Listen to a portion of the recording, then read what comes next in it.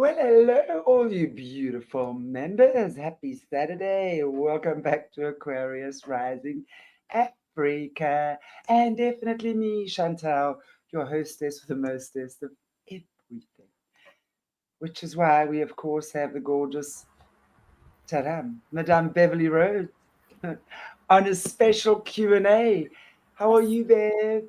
I'm fine. Very warm over here. Lots of thunder showers and, amazing lightning. It's just incredible to see. It just goes all over the sky. And of course, thunder, which is really beautiful because it just clears all the energy, makes all the energy move. And that's what we need right now because the energy I find is very stagnant. It's very low. It's very sort of elastic. So the fact that we have the thunder and the lightning and everything moving and rain, it's moving those energies, moving it out for everybody. So when you see it, say yes, thank you to Creator, thank you to Gaia, and thank you to that energy. Accept the energy and allow it to wave over you. It's beautiful. It's so true that it's really, it's such a beautiful time Mm. of shifting at the moment. I mean, I've told you I'm working on incredible stuff behind the You scenes. are. And yes, and it's gonna Yeah. come into fruition very soon. Um, and it's just amazing. Hello, Margaret. Hello, Mama Leona. So good to see you. And of course, my neighbor's dog, who, when she hears me, starts barking because she's demanding treats for like the sixth time today. Where's the food, Mama? I want the food. Give me the treats. You're the I'm the treat favorite. lady. Oh my I'm the Lord. favorite treat mummy. I'm the favorite treat mummy. Listen, I budget for my neighbor's dogs every month. They get three different types of treats, Oh, just how like my cat. lovely. So I budget for them because there's people here that make like dog treats and cat treats Oh, and stuff. wow.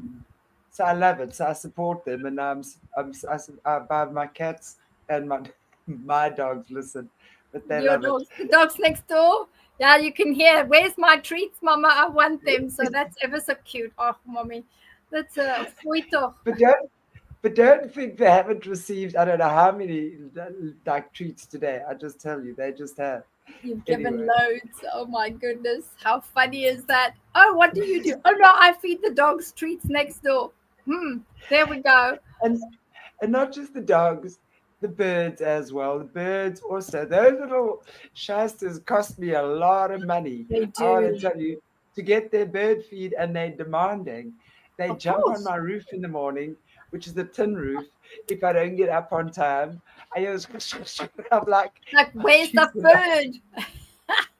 Well, they get And used to it, don't they? They know that this restaurant that's at Chanti's house is a great restaurant, and if I make enough noise on the tin roof, she'll come out and give me food because that's the key there. Oh, how funny! I love it's it. so funny.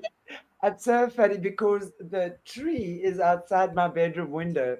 So the Oh, branches are over my bedroom basically, and they sleep there. So they literally sleep above me at night, which is amazing, the doves. And there's so many of them. oh, And how then in the lovely! morning, when they hear my voice, I go, "Morning, chickens." And they hear Oh, my voice. And then you just hear the sound their wings make, yes. and they Oh, they're so start cute. flying down on the lawn. And they're running around, and they're so cute. I love it. It's just They like are lovely. The little waggle bum. I love the waggle bums when they take the waggle the bums in the short morning. little legs I running know with the around. Like, little legs. It's just too adorable. So cute. So cute. Yeah. anyway, well, we could be talking about animals all day, every day. Of However, course, I'm because well we love aware them. that we are in a membership. Guys, do you like my new gloves? I think the gloves are awesome. Absolutely awesome. I love them. They're Listen, so cute. they arrived today, okay? I launched my white ones on your last show, so I thought I'd launch my black ones on Launch your the show. black and beige ones. They are just two diddums. They're so Pink. cute. They They're pink. They so pink, cute. actually. You can't see the light there, but they pink. And they're so furry too. I love it. So I beautiful. know. Anyway, so today I'm the Black Panther. Yeah, black. Anyway, Okay. That's good. Beverly, I'm very happy that we can have you for Q&A today. So guys in the chat, if you want to just pop your question in the meantime, I will star it and I will, get to your questions. But wow, I have to say, as you all know, I'm reading your book Yeah. and it's a slow read for me. And I'm telling you why, because there's so much to process. Yeah. And I love the way you wrote this book, Beverly. It's like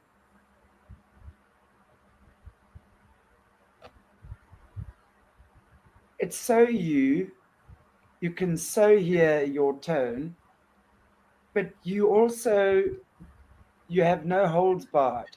Hmm. You share it as it is, but it's not oversharing at the same time. Oh, Do you that's understand good. what I I'm was saying? worried about that. No, you get it really, man. Wow. I mean, the part for me was the first night he took you into bestiality. Hmm. Awful. It broke my heart. And not just for you, but for the animals, Oh, the the animals. It's dog, terrible for the animals.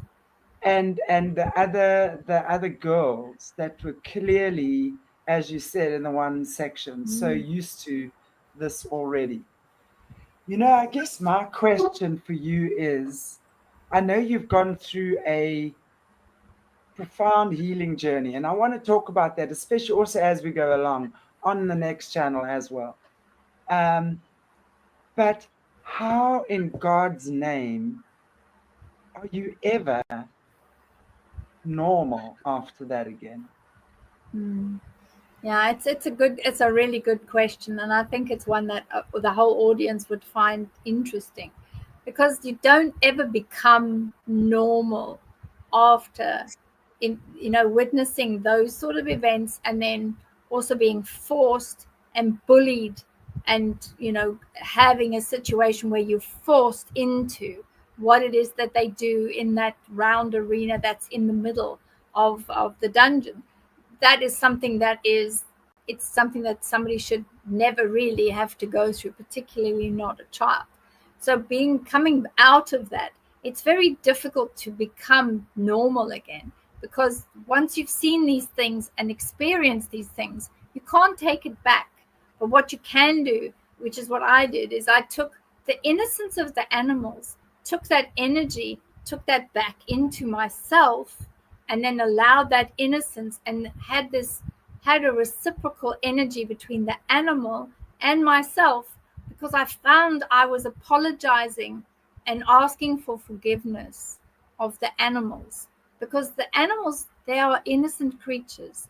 They don't Exactly. understand. They just don't understand what it is that's happening. And the cross species interaction is not something that's normal.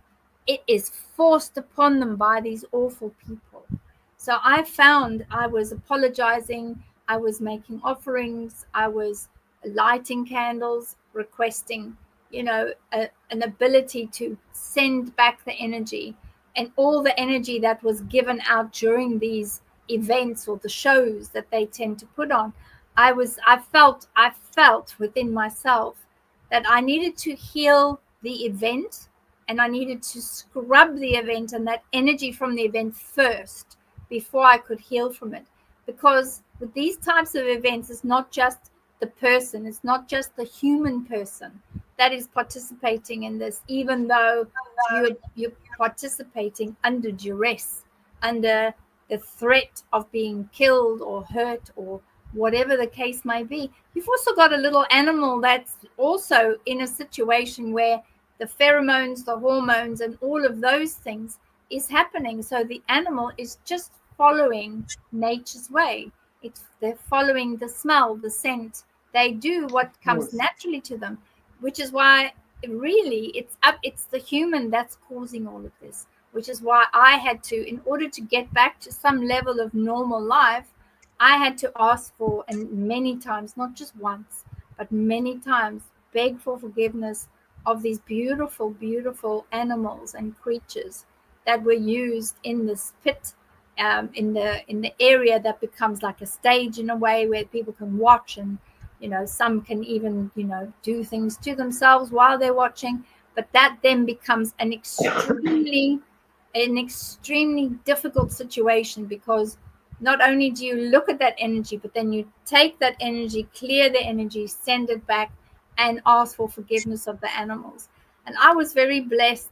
Luckily for me, the animals were not fully aware of what was happening. They were following their primal instincts. They were just following what was normal for them, because they could smell the pheromones, they could smell the hormones, and they were doing what comes naturally to them. And that was easy enough for me to ask them to please forgive not just me, but to forgive the humans that were putting these awful shows together. And that then, once that forgiveness came about, that then allowed me to grow inside and to grow within my energy body, that at least I had asked for forgiveness, and I'd used the energy of that forgiveness that was granted by the animals to say, we're aware this is not you. We know, we see you. I see you. I see that your energy is not like this. We know that you did this as survival. We did this for survival too, bless them. So, although they had a shorter lifespan than what I've had, at least then when they were released from 3D, I know that forgiveness went with them, and it came to me, and that energy was released. And that's how I was able to very slowly, it's taken like 10, 15 years to get to the point where everything I recall and everything I could see, I got the forgiveness from the animal, as well as for anyone else. And I always include anyone else that was affected, including the other children in cages. Anyone else, any being, any sentient being, and animals are sentient beings too, any sentient being that was affected by what was happening in that theater or that show, to allow that energy of forgiveness to permeate everything. So coming from the point of zero, coming from the point of forgiveness, I was then able to move on and slowly but surely claw my way back to being reasonably normal. Because it taints everything. It taints absolutely everything. It taints how you are with animals. It taints how you are in a sexual relationship with your partners. All of that becomes tainted by what it was that you were forced to do. And that takes a very, very long time to be able to negate that, move it, change it, push it away. So you have to clear it, cleanse it, and then close it. And part of the closing is closing that terrible energy fissure that takes place in your energy body, which is like a tear that runs literally right through your soul. That tear, then part of the healing of the tear and closing the tear is asking those that were part and parcel of those shows, asking them to forgive you, because you were doing this basically to save your life. And that's how, to answer your question, that's how I was very slowly able to make restitution, gain forgiveness, and start moving away from all the horrible things that happened. That's really beautiful. And it's so true what you say, is that animals are so much wiser than what we are. As an animal communicator, and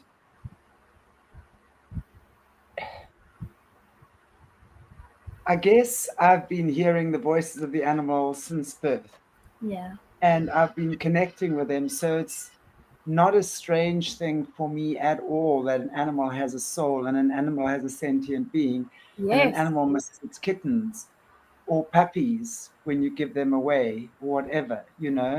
It cries for days on end looking for a Oh, baby. yeah.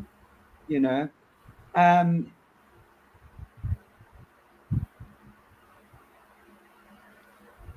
so I guess it's always astounded me in a way that the average human doesn't understand that, right? And yet I think what we don't realize on so many levels, animals are here to teach us. They are teaching us. As Gandhi once said, you judge a nation by the way in which it treats its animals. Of course, You know, yes, yes, so when we look at that, we got to realize how far away from, if you want to call it redemption, we truly yeah. are. Because when it's okay for anyone to actually treat animals like that, and we are prepared to turn a blind eye, just like we are prepared to turn a blind eye to the kids that are being trafficked, Mm, right? Kids and animals, in my opinion, are on the same level when it comes to innocence, of course, right? yes, I agree with you. And what you guys were forced into there has got to be the lowest of low depravity. I cannot imagine any act more sexually depraved. I can think of cruel things, Yeah. but to do that to a child and an animal, I, I can't imagine that people even begin to think that that is a turn on. Now, I mean, There are these some people men, that think that, though. This is the problem, because when you look that's at the two energies, the energy of the child is not only sentient like an animal, but also is a very high golden energy. And then you have the white light of a pure soul, which is the animal, which is also a sentient being. So it's perfect for these awful people. The SRA aspect of that is that they're able to pull that energy from not just the child, but from the animal as well. So it's like double exactly. bubble. So it's going to Yeah, grab from the child, and it will grab from the human, and it'll grab yeah. from the poor animal as well. And that will then be put into one big loosh collection. So they Yes, have best of both worlds, and it's a lot easier for them to acquire dogs, and particularly dogs. And in some cases, some of them use small horses or small donkeys. So it's things like the very very small falabellas, tiny little stallions, the small ones. You have that happening. But even worse still, one of the shows was they had a very small horse, and it was a female horse, it was a mare, and they had one of the young lads, I think he was about maybe 12-ish, 12, 13, and the mare was in season, and part of this awful show was that this young lad had to cover the mare, had to cover the female horse. And I mean, that was like, it was well known that this was going to be the show, and this was going to be part of the bestiality pit. And this poor young lad, he had said before, that he wanted to unalive himself, because he just could not see how he was going to be able to do this. And they do have chemicals, they do have different, it's like a, what do they call it, there's that blue tablet that chaps can take to make sure that things work. And they didn't have that in those days, but they had something that where there was a substance that could lessen or remove his inhibitions, and that's what they were giving him. And he did manage to do the show, but afterwards he came out of that and just completely and utterly threw up everywhere, and made a complete mess of everything. And he just said, I can't. And it was almost like, well, if you don't, you know what's going to happen to you.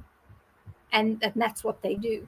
And also they make sure, and this is something that a lot of the viewers won't realize, is that when you're involved in this, they don't feed you, and they give you only little sips of water.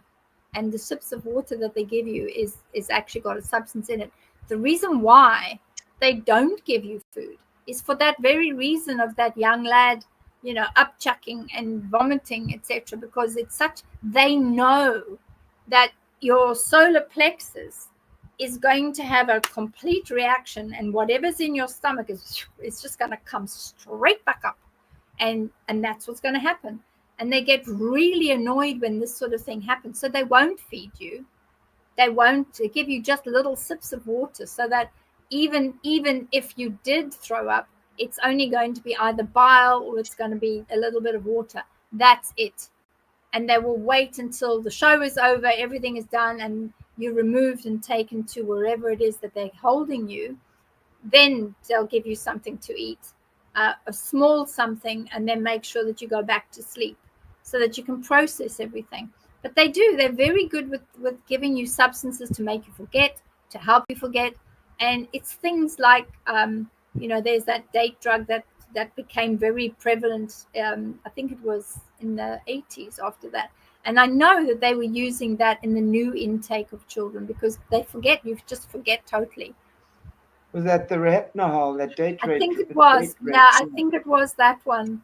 But it wasn't around when I was on the circuit and being utilized. So we literally, all of the kids and myself that were in those cages, we just had to do the best we can. And that's why a lot of the children then desensitize themselves by going out and being out of their bodies, and just whatever was happening to the physical body happened to the physical body, and you just distance yourself from it. So you become totally disassociated with what you see and what you feel and what you hear. It is very, very hard. I think the worst aspect, I think the second worst aspect was the bestiality pit. The worst one for me personally, the very, very worst one was the snuff movies, because you then knew that child was never going to survive, because that child had been earmarked to participate in a snuff movie. Somebody somewhere had paid to the fixers for a disposable child. For me, that was the worst one, because you knew that child would cease to exist. They would be literally rubbed out of existence in the 3D world. After that would be the bestiality, because of the level of depravity and the level of negativity and the dark warriors or the dark forces that you actually see in that event that happens. I've, to this day even, and I've been into some really horrific places, and I will be going to a place here in America. There's somebody that bought a Freemason property, and her other half have had a lot of trouble, and they've just recently located bones, and there's a lot of stuff happening, and I'm pretty much expecting the same sort of energy when we go to do the clearing in that property. I'm expecting, particularly when we look at the bones, depending on what they are. If they are human remains, then obviously there's a whole process we need to follow. But this is like the worst one that I've seen for a very long time. I mean, I've been doing this now for 45, 50 years. So about 45 years, where I've been doing clearings and removing stuff, because I know the Freemasons, those that are actively involved. Not all Freemasons are involved, be clear. Not all of them know, because they're not 33-degree Freemasons. They're way, way down the pecking order. And they won't tell the lower echelons. They just won't tell them what's going on. They just don't. And so I know that this house was a 33-degree Mason, and there's stuff that we're going to. So I'm expecting what was happening in the bestiality pit to be similar when we get there. Probably either Monday or Tuesday next week, we'll be going out there to do the clearing. And this is what you see, is you see, and I was always very amazed that there are people that this actually works for them, that sexually this is something that, it arouses them. It gets them to think that this is something that, and this is why they can't have normal, straight, exactly. love making, because it's just like off. It's off the scale. It's off the scale. I mean, there's no question in my mind that there's a large level of possession. Yeah. People who engage and enjoy in this sort of stuff, because it's not human. I No. mean, a normal human being, I mean, no matter how much of a bitch you can be, no matter how much of a bastard you can be, and what a dick you can be as the CEO in your work, whatever, and hey, you might slap your wife around even, and Yes, whatever, and have affairs, but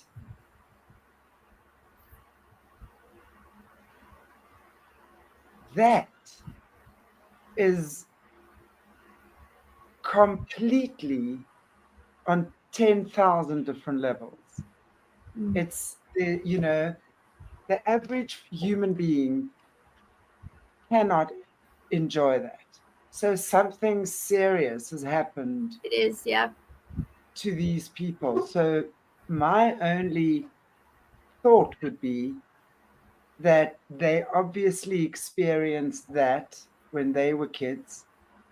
Obviously, they, in my opinion, was taken over by something and Yeah. never got rid of it Yeah. in that moment, that has kept them in that depraved state Yeah. of depraved desire, is the only way I can put it. I'm interested, you talk about that kid, the little boy. God, my heart breaks absolutely into smithereens to think about that. Do you ever, have you ever come across any of these kids in life as you've grown older that you were in the system with, the kids specifically? Have Mm. you Only seen? one. There was only one in all these years. And she recognized me and I recognized her. And we were like, is when you meet someone like years and years and years, and we're talking like 40, 50 years later. That's a long time. And I said to her, "Are you so and so?" And she said, "Yes." I said, "Were you known as that name?" And she said, "Yes." That are you that name? And I said, "Yes, that was who I was." And then I said, "Well, we've met for a reason. Let's have a discussion and let's just put to bed any of the past that we know for a fact, and let's make peace with all of this, because I think that I was crossed paths with her specifically because I wanted to understand. She has a lovely little girl, and who's now not a little girl anymore. She's like about, I think she's about 17 now. um and I had said to her, are you like super protective over? And she said, "Oh God, yeah, I don't let her go anywhere. I don't let her do anything. I vet everybody that comes to the house. I'm really very protective because of what we all went through." And I said, "Yeah, I can understand that." So I think we had about 3 discussions, and we had like a cup of tea, and she had actually come to London at that point, and then I met with her and her husband and her daughter, beautiful girl, and they live in Portugal. And I said, how did you get out of South Africa? How did you get out of everything? And she said, well, and she explained to me what happened to her. So she had to fight as badly as I had to fight tooth and nail to free herself from this. But she has a level of body dysmorphia where she's had a lot of plastic surgery done because she just sees herself as imperfect, as somebody that's not, either not worthy or doesn't look good enough. So she has been constantly, and she did marry somebody who, he just absolutely loves her. So anything that she wants, if she wants to go and have her boobs done, or she wants to have a facelift, or she wants to have whatever, extensions or whatever, he just Well, loves her so much. He just says, all right, honest, go do whatever you want to do. But she doesn't see herself. She still sees herself as this battered listen, child. I think if someone has experienced that, I would probably also want to change my appearance. I'm certainly no fan of plastic surgery unnecessarily. Obviously, I think if there's like something where your ears are really huge, or this, Yeah. sure. But and if you've had an accident or something, for sure, but for vanity, in terms of vanity and trying to look like an alien and do your cheekbones like whatever, I don't think is of value. But honestly, with someone who's experienced that, for me, I'd say, fuck, go for it, babe. Go, do it. You know, I She think did. it's such a, was she from South Africa? No, she's actually from English stock. She was also immigrant like me, a lot of the immigrant families, but from one of the good families. Her original surname before she got married, she was one of the good families. But she has like ice white hair like I've got now, but she has these huge, huge, huge, beautiful blue eyes. If you look at her, even to this day, even though she's sort of my age, she does look like Barbie doll. She does. She just looks like a Barbie doll. But the first operation that she had, because we were comparing notes, and I said to her, "Have you found any like issues with personal relationships and private relationships where you find that things are slightly different down the bottom end, shall we say?" I said, "Did you have anything done to try and fix the damage? Because there is a lot of damage." And she Yeah. said, yes, that's the first operation that I had, is I got them to have a look, see how much scar tissue there was, see what could be not saved, but see what could be recovered in such a way that she could live a normal life as a wife, and that she would be at a point there where things would be accepting, and that she could actually feel again. That was the biggest thing. And so that's the first operation she had, is to be able to feel. And so she had Wow. mental trauma, which was then helped with lots and lots of sessions, about 4 or 5 years worth of sessions. But more importantly, the physical side was then fixed. So she had a gynecologist that went and had a looked at how much scar tissue there was and what could be done in order to lift things, because that is part of the problem, is because of the amount of use that those passages are getting, they do drop. And sometimes it would look like you've had 7 children or something, and that's where she was. Plus, of course, the types of things that they used to do is the insertion of foreign objects into the vaginal canal. All of that leaves scar tissue, so that then becomes another issue. So she had a lot of the issues that she had to be fixed surgically through her gynecologist, and that was done. And luckily, she'd already had her child, so that wasn't an issue.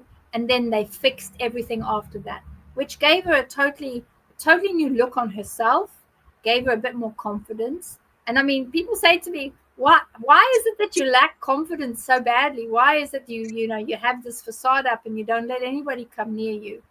And you don't, if someone's chaffing you and someone's making a move on you or something, that you just don't see it.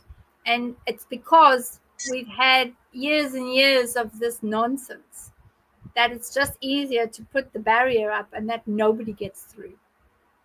And that's exactly where her situation was. And we had a couple of funny moments where I said, well, how on earth did you manage to meet your husband? Because you've got the wall up like we all have. You have this wall up and you just block everybody out no matter what. And she just said, well, he was persistent. He just kept chasing me. He wanted to be with me. He fell in love with me. He's my person. And we ended up being together because I eventually gave in and allowed him to be with me. But she said it was very hard for her to even believe for one small second that somebody is going to see you as the you and perceive that, yes, this person is a person that I could love for the rest of my life, and I do want to have a family with, and I do want to be with. And she said, this is so hard. And I said, yeah, I know, I've been there. And it is very hard to let somebody in. But eventually you do decide that you will trust that one person, which is what she did. And then she had the operation, which gave her the confidence to allow her to be everything that she could be for herself, and then also by osmosis give of herself to her husband as well. So Sure. it was a good positive story. It was great to see one person only, that has managed to survive all of that. I wonder, when you talk about that little boy who was 12 and had to cover the horse, I mean, I wonder what happens with someone like him. I mean, does he survive? Does he, how does he deal with life after that? Does he become the monster that put him there? You know, it's just insane for me. So I'm just interested because you're saying the lady was, you met this particular girl in South Africa, right? Yeah, she She was was, on the circuit. Yeah. okay. My question to you there is, when we're looking at South Africa, we hear a lot about this from America, Europe, the UK, obviously the Eastern countries as well. How much, when you were here, how much of this was happening on our scenes? Because I know Peter Daniel came in and he was, yeah, to set up the trafficking rings in South Africa. Yeah. Was there anything happening here before he came in terms of that? And yeah, like, well, let me ask you that. Or was he the one that actually set that up and got that all going? Yeah. There was already, when he arrived here, when he was given the South African territory, there was already a group of white men that they had a base in, there was one in Nelspruit, and I'm trying to remember the other one. Oh, that was it. It was a very weird place. It's called Brits, near, I think, it's not near Warmballs. It's a place called Brits, and they Yeah, had yeah.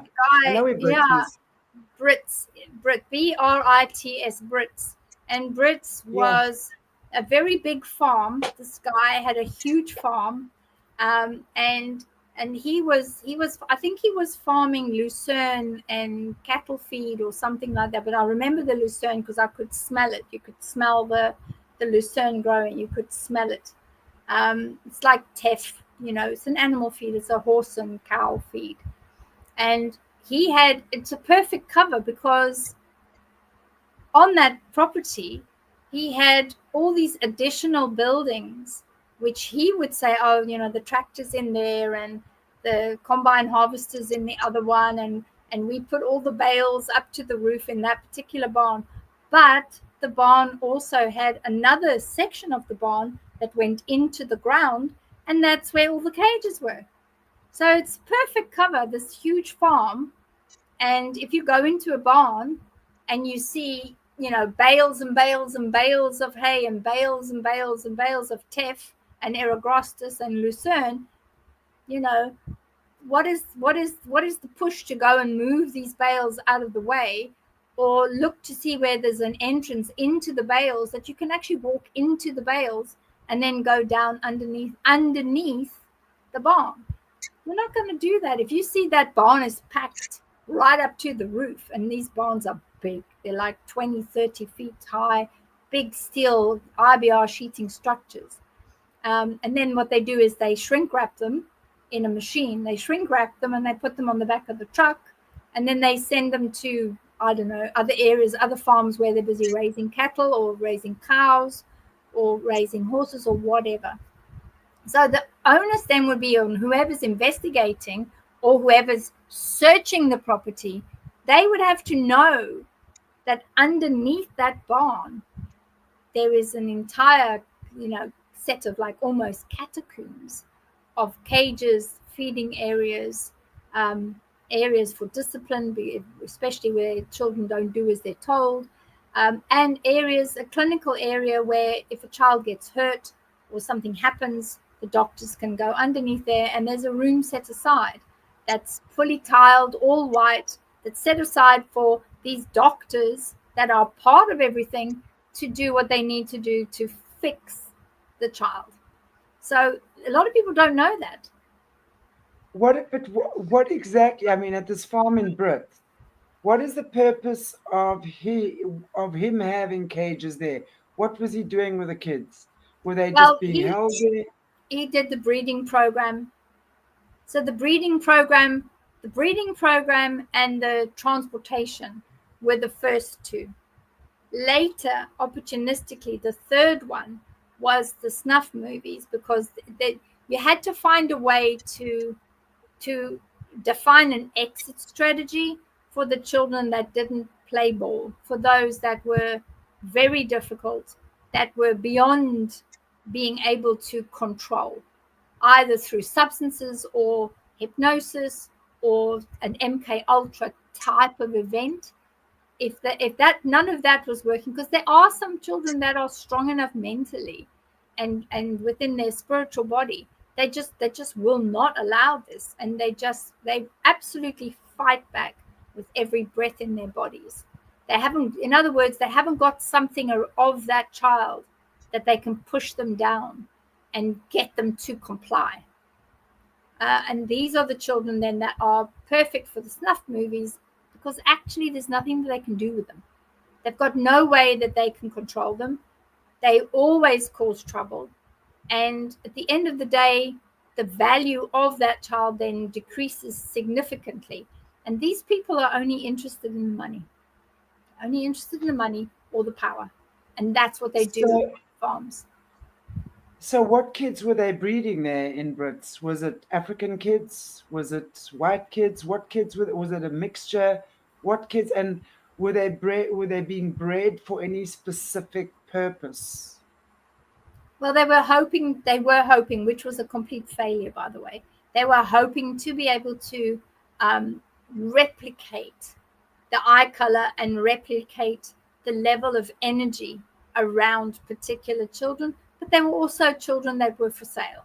So if you had a particular couple that, couldn't procreate or weren't able to have children and they needed to adopt, they could literally say to the fixers, and that's something that goes around the Freemasons a lot. Freemasons will talk about a child, an unwanted child. So an unmarried mother that would have a child, and they would make it, available, if you like, across all of the Freemason families. And there are Freemason families that are not aware of what's happening, not aware that these children were bred in a facility, and they will take on a child that has been born because they want to adopt a child, because the need to have these children is significant. And then that child will go to that family, and then basically forevermore, because that child has been placed in that home, forevermore they will have some form of control over that family. So yeah, there are people that are absolutely not aware. Even some of the bigger organized religions, they're not aware of what goes on behind the scenes. Not many people are aware Were of what's those behind the so scenes. that Brits was those were those white kids?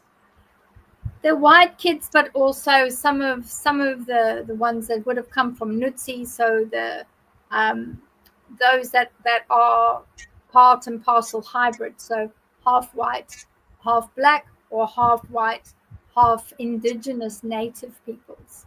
They would do that because they did a lot of experimentation of using different types of people to see whether or not they would be able to create the ideal, not warrior, but the ideal servant, because that's how they look at it, is that you're just there to service the higher upper echelons. That's all you do, is you basically service those individuals, and they have a particular look and particular type, body type, etc. So it becomes an easy, almost like a good breeding program for racehorses, or a good breeding program for pedigree dogs and cats. I mean, I have no words for this. I feel sick to hear about this. Please, who is this farmer from Brits? I don't remember his surname. I can see his face so clearly.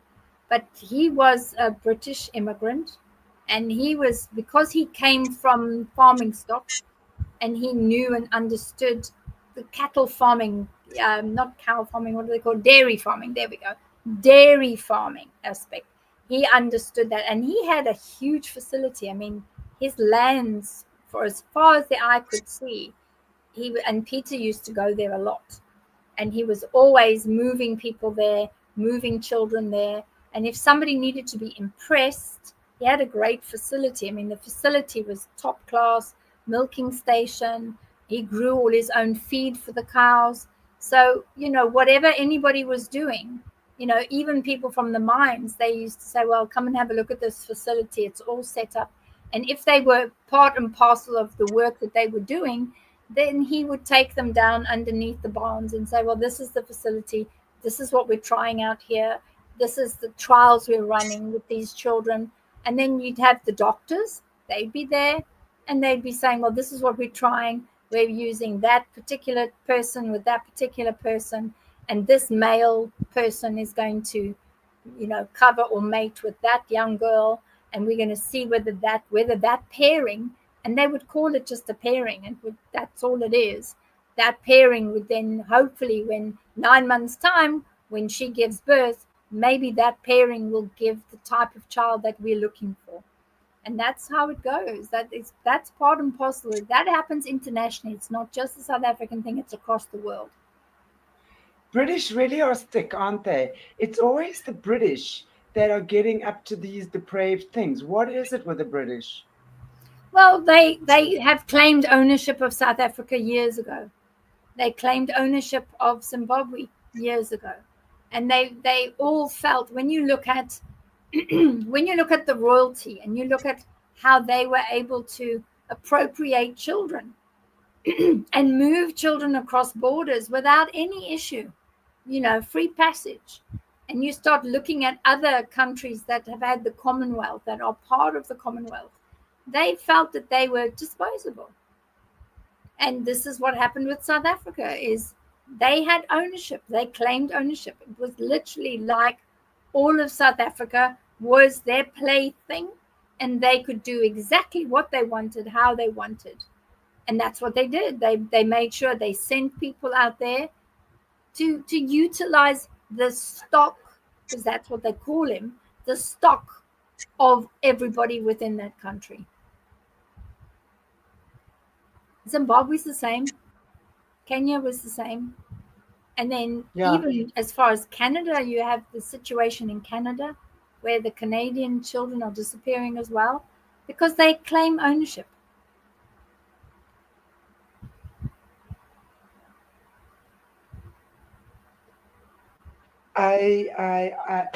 When did you say Peter died? Oh, Peter died. I would like to be there at his end. He died when I was in my 30s. So that's about 30 years ago. Wow, Beverli, I mean, this is just crazy. So, but he would never, he would have, if anybody got to him, he would have unalived himself before he would have given any information. He would have. And that's just the way they are. They have that unwritten code that if you're compromised, or you're arrested, or you're found out in a difficult situation, you will make absolutely sure that you go ahead and get rid of yourself. Who was his handler? Who was his handler? His handlers were in the UK, and his handler was actually a lord. A lord? Yeah. Like, is he still alive? Can we talk about him? I don't know whether he is still alive. One of them is definitely still alive, and he's beyond reproach. There is no way you'd be able to get to him at all. Trust me. There is no way. He is so far. He's literally the top of the food chain. There's absolutely no way that mud would stick to him in any way, shape, or form. And he's the one that everybody reports into, that they give all the feedback on what's happening in the different countries and what the level of financial activity is in each of the countries. Because obviously, people like me, we're just pawns and we're just there to make money, and that's it. So it's hopeful that when the top of the tree, hopefully the top of the tree passes away soon, and I'm hoping that that person will go and leave this plane before 2040, because if that can happen, then a lot of the bricks and a lot of the lower echelons will be without a leader. And that's when Wouldn't they have other leaders that are ready to usurp the position? I think they might have, but the person that runs everything globally, worldwide, is like he's literally, he's untouchable. He's always been untouchable. I mean, the first time I saw him when he was at the dungeon, and I actually saw him personally with his fist inside somebody. He was, because he wouldn't allow his physical body or his manhood to participate with the child, but he had got himself quite aroused, but then found that it was easier for him to fist the child rather than actually take part in the sexual activity or the sexual act himself, because he was worried that his bodily fluid would become compromised because of his position, because he's so high up. But I personally, I saw him fisting a child. And, when you're a child, to get a man's fist, to take a man's fist inside your body is really difficult.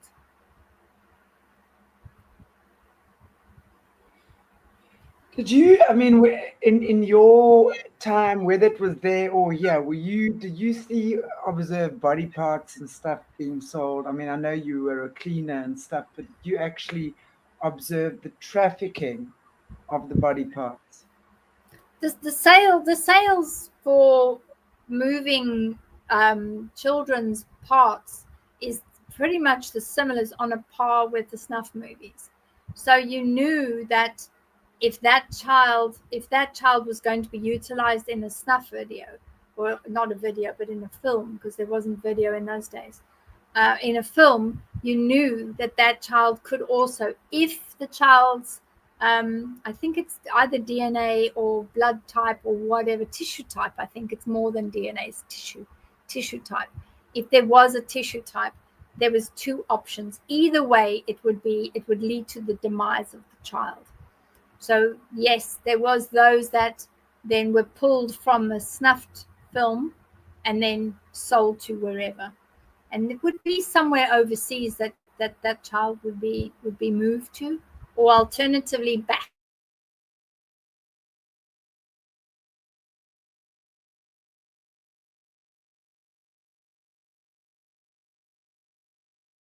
Beverli, I think you might have frozen, but I hope she's back. Can you guys see me, hear me? Is it me or Beverli?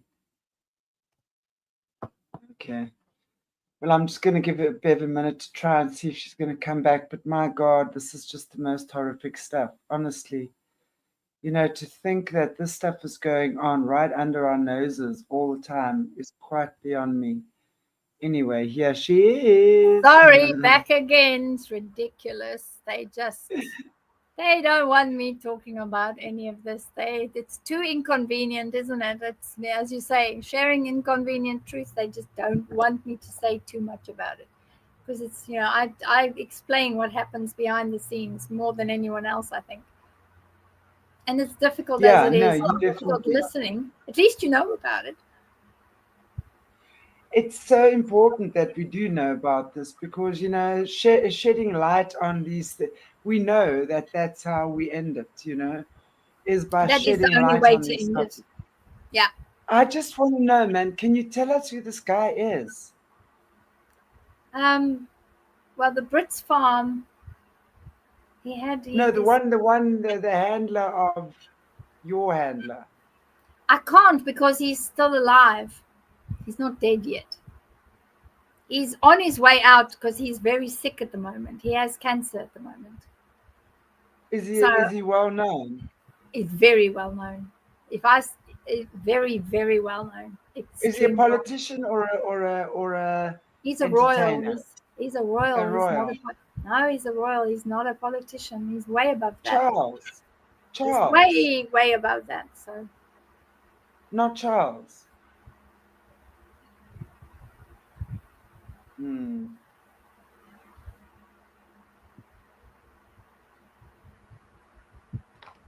just put two and two together. You'll work out. Who it is. Who is it that's got the highest station of the Freemasons across the world?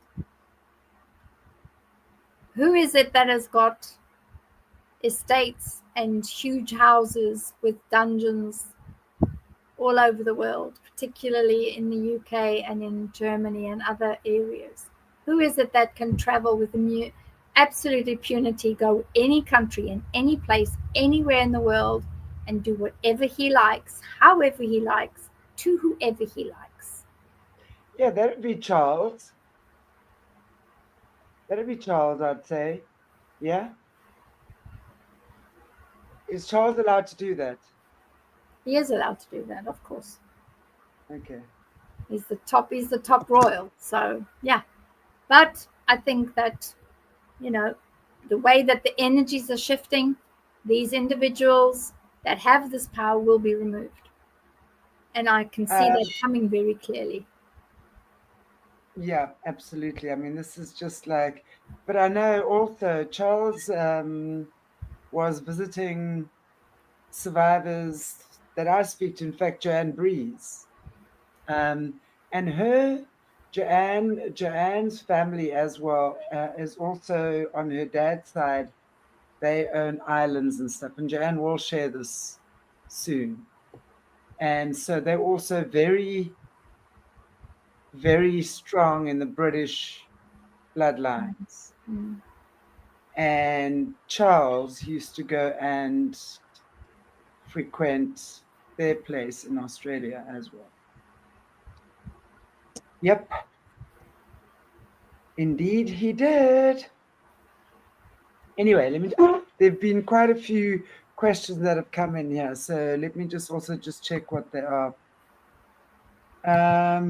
Mandela Truth. Let me just see.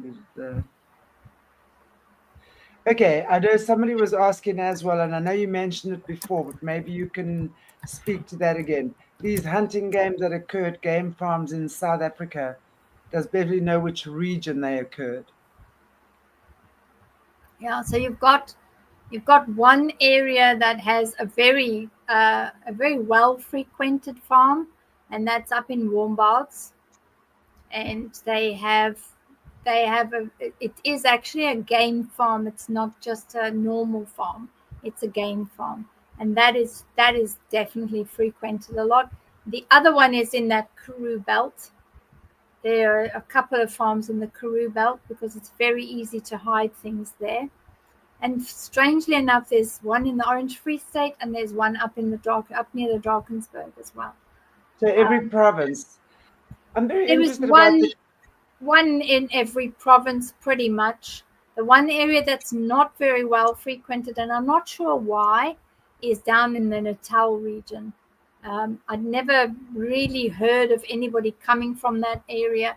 I do know that up in the mountains there was that breeding facility that I mentioned. But that's the only bit that I ever heard from there. There wasn't much that was sifted or moved out of that region.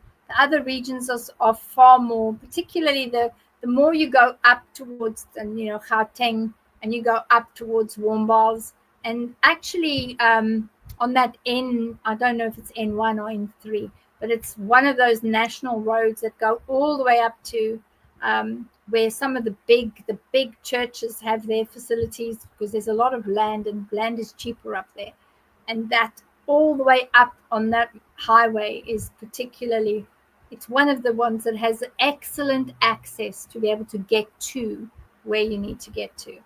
Warm baths and sort of going into Bophuthatswana, where Sun City is, and those areas, there's a lot of the farms there.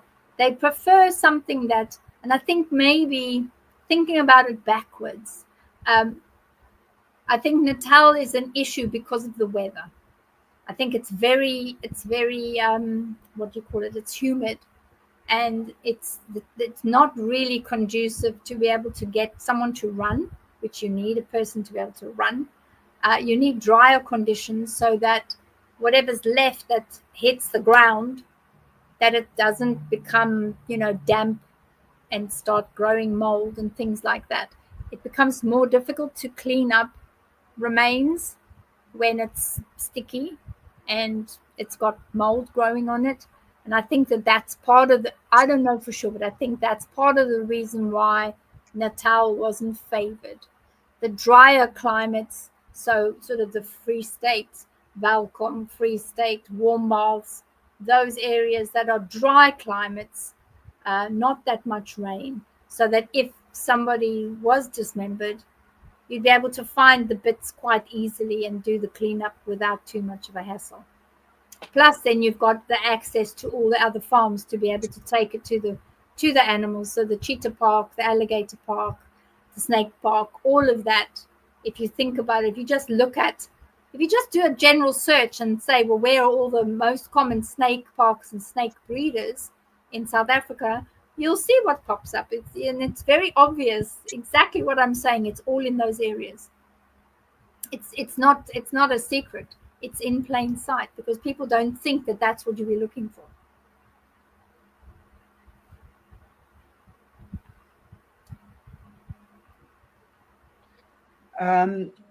Were you ever part of the Truth and Reconciliation?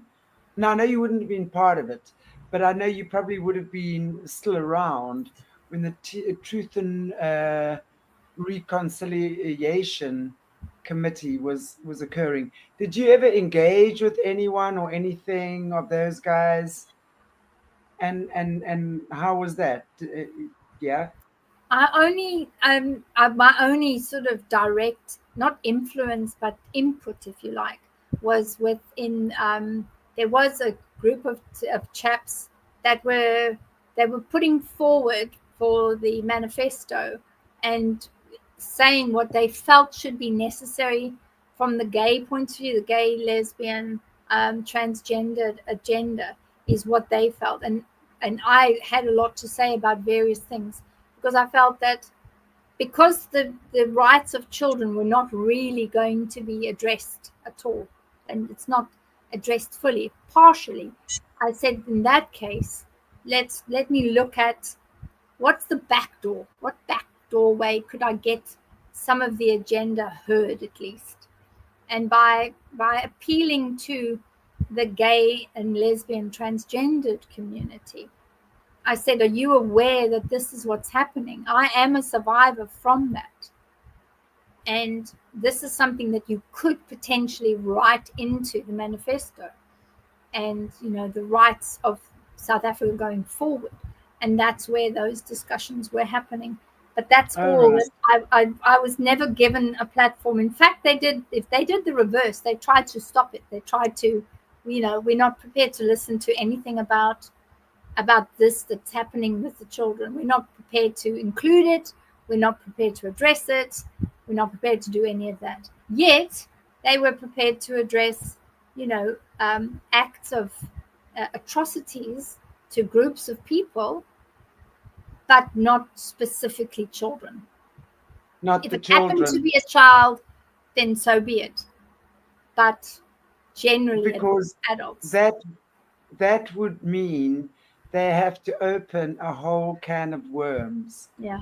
And that would mean that everything and their most prized little gem that makes them the most money would therefore be exposed. It would. What's your take on the future of this country? Let's just talk about Cyril. What is your take on Cyril? Cyril, I mean, of this country, our president.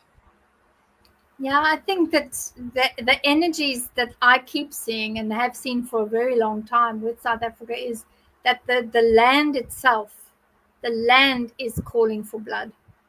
The land is calling for justice, but also from that level, it's calling for the energy to change because it's been bumbling. It's literally been just bumbling along, bumbling along without a trajectory, without a plan, without a strategy. And really, that energy has just been take, take, take, take, take, take, take. So you Absolutely. had the Dutch and you had the English, and then you had all these other groups that then were also taking. But what is the single golden thread that is across all of South Africa? And that is take. It's all, this is up for grabs. This is for the taking. Go and grab whatever you need to grab. And that has continued. And this is where the changes are coming in, where that energy is. The land is calling for blood because blood is the only thing that will change the way the policies are, the way that the people are. Is eventually there will be this uprising where people say, I've had enough now. We were promised all sorts of things. And if you have a look at the energies, they are littered with here, there, and everywhere. They're littered with hundreds and hundreds of people who have had amazing promises that were made to them. Those promises were broken. And eventually the worm is going to turn and say, you know what? I've had enough of being taken from. I've had enough of being done to. This stops here. And there will be a rising of a person or a couple of people that are going to rise up and say, no, this has got to change. We cannot continue to live like this. And that's where I see that energy changing, where people will come in that will be voted in by the people, and they will be the ones that will make the change. But it's not going to be an easy change, and it will be through bloodshed. Yeah, I do. I definitely think it has to be through bloodshed. But when, and it already has. And if I look at this country, it is so beautiful. It is. There's nothing about South Africa that I don't like.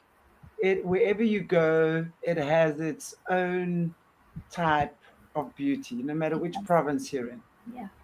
And you hear these stories, and and it's so true what you say. The Brits came here, colonized, and now this is our stock, and let's work with it. And it has been going on for way too long now. And then, really, when you see how the African people respond in anger, are we actually surprised? Are we surprised Malema is calling for our blood? And unfortunately, no. It's not us, no, because those of us that have actually remained here and the normal, average, run of the mill white person in this country does definitely not engage in that. Most of us are not racists. Most of us enjoy our darker brothers and sisters. We do. We have lots of fun together. You know, our children have grown up with the dark, in the same class, dark and light kids in the same class. My son was, in fact, the first intake in grade one, from grade one, that they were, and it's that they were black and white in the same class from grade one. Brilliant. Brilliant. And I mean, it's amazing how, but we're seeing now, 30 years later, and yes, there's largely a degree of course, our disgusting, corrupt politicians that have been Yes. bought over by these monsters and are perpetuating the most horrific Yeah. Oof. sins against their own people. But when you hear these stories, like that guy in Brit, I wish you would give me his name. I wish. I will actually send I don't know what after him. But he must also probably be quite old by now, right? That old dude. He is, I think, I mean, he was there before. So if I'm thinking he must, if he was alive, he might not even be alive, I don't know. But I think, I mean, when I saw him when I was little, he was already, he was already a big, very big man, and he had a lot of weight. He was carrying a lot of weight. I think he did have a health problem, and he was already then in those days. He was already 50s, 60s. He was at least must have been at least 60. I mean, I know when you're a child and you see somebody and they've got wrinkled faces, you automatically think they're like 90 in the shade. But I don't think he was 90. I think he was in his 60s, because Patrick Daniel Rhodes then was already in his 40s. So he was about 20 years older than him. So it's doubtful that he would have been around, but his legacy would be around. So, and I would imagine, because of the way the farm was set up and the way that they had everything, set up to be able to manage whatever was necessary for whoever was running South Africa at the time, I would imagine his progeny, his children, they would have been taking over, and they would know full well where their wealth came from. They would. Well, I tell you, when we look at this and that, then I'm all for get these mofus off our land. Then I'm saying get these mofus off our land, because we don't need that. No, Really, true. it's enough. Honestly, um, it's crazy. But anyway, Beverly, I have thoroughly enjoyed the conversation again tonight, Good. this morning for you. And as always, still lots of questions that have come through for me, but for you rather. But we will keep them for another day as well. Okay. And yeah, we will. And I'll see you on Monday anyway, right? You Will we will. start? You'll see me on Monday, and hopefully by Monday, the turtle comet, which is happening now over the weekend, with all the sprinkles of the beautiful stardust and the energy. Hopefully Yes. by Monday there'll be a change in energy, and that everyone will feel a little more energized and not as tired as we are right now. Man, it's been wild, hasn't it? It has been I wild. tell you, I am sleeping, but it is, I mean, I know because of what I'm doing right now, man, I really have to be in a stable place. And of course, my mind, my brain is like being stretched 10 gazillion times Yeah. more than what it usually is. And it's like, whew, I'm just sleeping. I'm sleeping more than what I've ever slept in my life. But I must say, I'm resting, Good. I'm but still pleased. tired. You can Yeah. kind of like get the feeling, and I've been really tired. I mean, these last few months, it's just been go, go, go, you Yeah, and know? it is, and it'll be more so later. The other thing I wanted to say too is, with your energy the way it is, your creativity is going to double and redouble. But by the end Yeah. of the month, you're going to find that spurt of creativity, and I think that's going to take the form of writing again. And I think you've had Please. a little taste, but I think you're going to have. I'm expecting a really nice book to come out of you at some point that you can sell on Amazon, because I think you've got a lot of great stories to tell. Well, I already have. I've done the My Gaia handbook for tomorrow's teachers, leaders, and tomorrow's healers, leaders, and teachers. That's more of the education for the kids. But yeah, Yeah. I've already finished another one, guys, and Wow. I'm busy with that. And it is so special. And I actually had to go right back to the kids again. Wow. So, yes, and adults too, of course. And it's like, yeah, very exciting. Because I So, actually saw a coffee table version of your show. Weird as that might wow. seem, is a coffee table version of not only the guests that you've had, but also a behind the scenes of things that, you know, that we talk about in the green room before you press the go live button.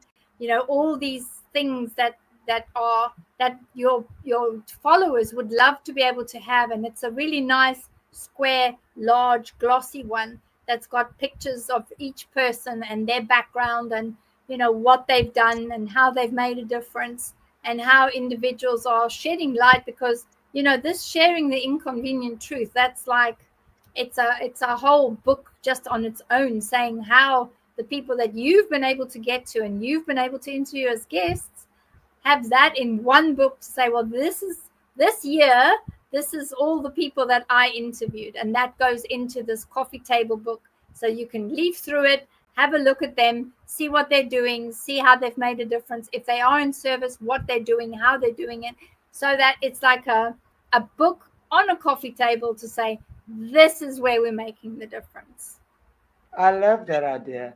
I was already thinking of doing like a diary of a healer. Oh, that would be perfect. So another coffee table version. But yeah, I think your creativity is going to double and redouble, is what I keep seeing. Yeah, The energy is it's getting like bigger and bigger and bigger. wow. And like these characters are coming alive in my head. It's insane, and it's like I'm writing, and then I'm like, stop, just stop, stop. I can't even think that fast, let alone write that fast. But it's amazing. No, it's beautiful. Oh, It's fantastic. fantastic. Yeah, Fantastic. Love it. we look forward to that. Well, I'm going to chat to you off air again. So I want to just say thank you to everyone for joining us. And for those of you who send questions in, appreciate you guys. I will see you tomorrow on Sunday Loop. And then, of course, back with a beautiful Beverly on Monday. That will be Take good care, great. everybody. The other thing I Oh, wanted to say is you had a mm, guest on your show who does a lot of, he had a lot of comments about vampires. And because of my history as a caretaker of the vampires that are becoming vampires, I think it would be a great opportunity to have the two of us on and to compare notes, because I'd I love think that. that we would have a lot of fun saying, did you see this? Did you see that? Have you seen that happening? Are you aware that they mark people that look after them? Do you know how they mark the people? Because they mark each individual that looks after them.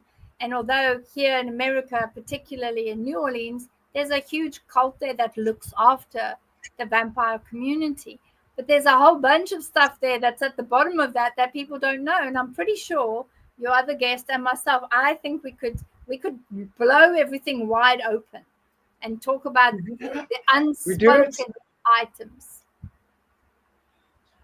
We do it. I'd love Why that. not? Now speak to him, ask him if I would be happy to be on a show with him, because I think between us we would be dishing the dirt, or as they say nowadays, was it share the tea or show the tea, or something to do with the tea anyway. Spill the tea, baby. Spill the Spill tea. that See, tea. spill the tea. Yeah, can spill the tea on the And I'm banks. gonna go make myself an Irish coffee now.